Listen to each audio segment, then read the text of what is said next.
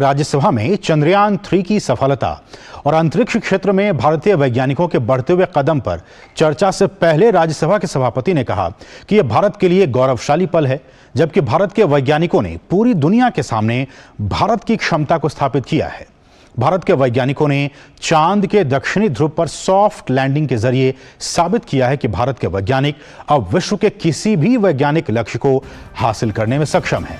उन्होंने कहा कि अब यह हमारी नई स्पेस यात्रा है, जिसमें हमारे वैज्ञानिक नए नए आयाम स्थापित कर रहे हैं। Glorious accomplishments of our space scientists. From the inception of our space program, we have consistently pushed the boundaries of space exploration and our achievements in this domain. These have catapulted the nation onto the global center stage.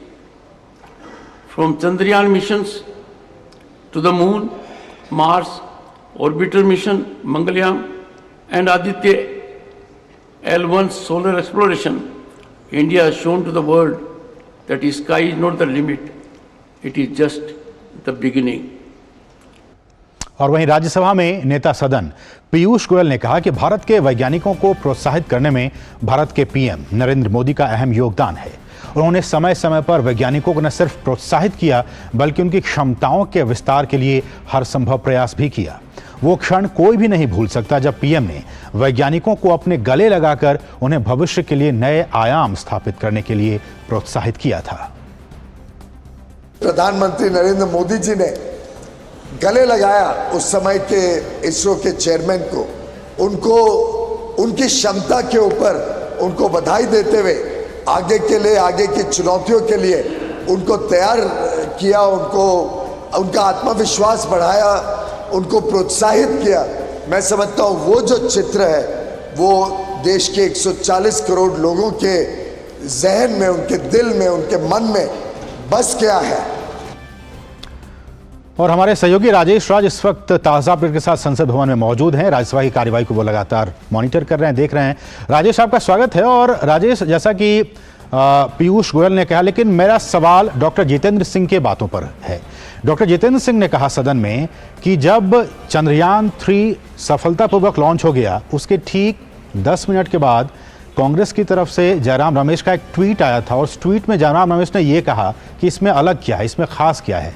तब उन्होंने जिक्र किया कि खास ये है कि इस वक्त 1000 से ज़्यादा पत्रकार इसको अपनी आंखों से देखने के लिए वहां मौजूद थे और बीते 9 सालों में स्पेस सेक्टर में जो बजट आवंटन है वो बीते सरकारों के मुकाबले कहीं ज़्यादा है। मेरा सवाल इसी पर है।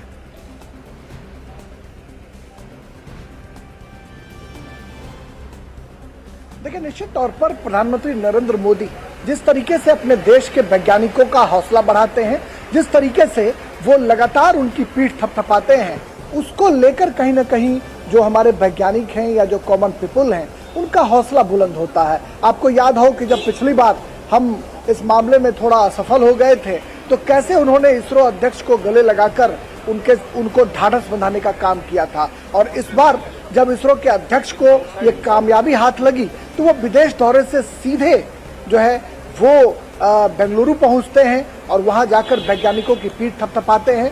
तो कहीं ना कहीं भारत सरकार ने जिस तरीके से चंद्रयान की कामयाबी और चंद्रयान के कामयाब होने के पीछे की जो कहानी है, उसको जिस तरीके से भारत के प्रधानमंत्री के नेतृत्व में उसको जिस तरीके से संभालने, सजाने और संवारने का काम किया है, उसकी चर्चा पहले बाहर थी, सड़क पर थी, अब उसकी चर्चा आज संसद में हो रही है। और रही बात कांग्रेस की, तो अभी सरोज पांडे जो भारतीय जनता पार्टी की राज्यसभा की सांसद हैं, उनका जब मैं अभी छोटा सा इंटरव्यू कर रहा था तो उन्होंने इसी बात का जिक्र किया असीम, और कहा कि चंद्रयान की कामयाबी से देश का हर एक नागरिक अपने को एसोसिएट करता है कि हमारा तिरंगा वहां लहर रहा है। लेकिन कांग्रेस इस पर भी सियासत करने से बाज नहीं आ रही है। तो मुझे ये बात समझ में आ रहा है कि जयराम रमेश का ट्वीट हो या फिर आज संसद की जो में जो तकरीर है, उस तकरीर की बात करें, तो कहीं ना कहीं जो विपक्ष, खास करके कांग्रेस के जो लोग हैं, वो चाहते हैं कि तमाम जो उपलब्धियां हैं,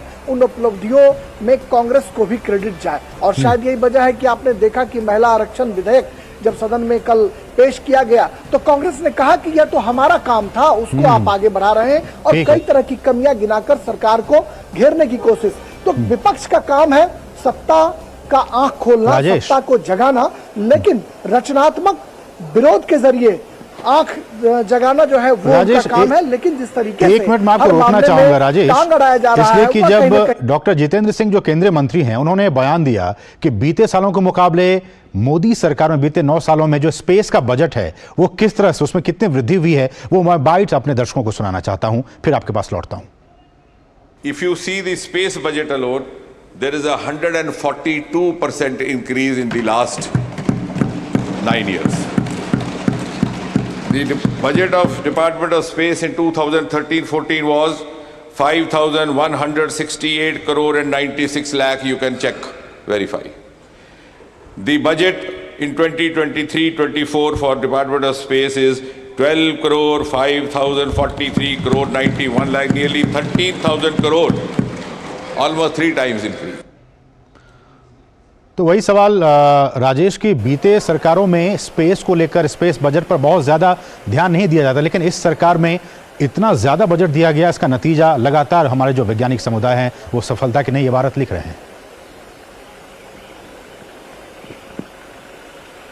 निश्चित तौर पर सिर्फ स्पेस ही नहीं, देश के अन्य क्षेत्रों में भी जो जिस तरीके से केंद्र सरकार ने लगातार अपने बजट आवंटन को बढ़ाकर लोगों की नब्ज को टटोलने की कोशिश की, दुखती रगों पर हाथ दिया और उनके जख्म को सहलाने का काम किया, इससे कहीं ना कहीं सरकार की जो अपनी क्रेडिबिलिटी है उसमें बढ़ोतरी हुई है। और डॉक्टर जितेंद्र सिंह ने बिल्कुल सही कहा कि पिछली सरकारों की तुलना में जिस तरीके से कई गुना अधिक आवंटन देने का काम भारत सरकार ने किया है, इससे कहीं ना कहीं हमारे देश के वैज्ञानिकों के जो हौसले हैं वो हौसले बुलंद हुए हैं और वो अपनी दुगुनी ऊर्जा के साथ, तिगुनी ताकत के साथ और पूरी, हम कह सकते हैं कि जो उनकी क्रेडिबिलिटी है, जो विश्वसनीयता है, उसको कहीं ना कहीं बढ़ाने का काम किया है और अपनी पूरी ऊर्जा देश के लिए लगाकर उन्होंने जिस तरीके से चंद्रयान को कामयाब बनाया, उससे न सिर्फ स्पेस या हम कह सकते हैं कि सिर्फ इसरो की कामयाबी उसे नहीं कहा जा सकता है, बल्कि दुनिया भर के मुल्कों में हिंदुस्तान का परचम जिस तरीके से चंद्रमा पर लहरा है, उससे हिंदुस्तान की साख जो है दुनिया भर के मुल्कों में स्थापित हुई है, बड़ी है। शुक्रिया राजेश, सराहना चारों तरफ हो रही है। चलिए बहुत बहुत शुक्रिया इन तमाम ताजा अपडेट्स को संसद भवन से हम तक पहुंचाने के लिए। राजेश राज आपका